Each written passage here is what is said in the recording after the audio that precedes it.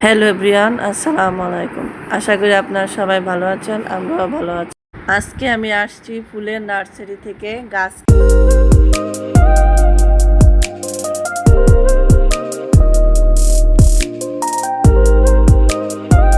ছাদ বাগানের জন্য গাছ নিয়ে যাব। এখানে কিন্তু অনেক সুন্দর সুন্দর ফুল পাওয়া যায়। আজকে শুধু আমি ফুলের গাছ নিয়ে যাব, কোনো ফলের গাছ নিব না। অলরেডি ফলের গাছ আছে, ফুলের কিছু টবও নিয়ে যাব আজকে আমি।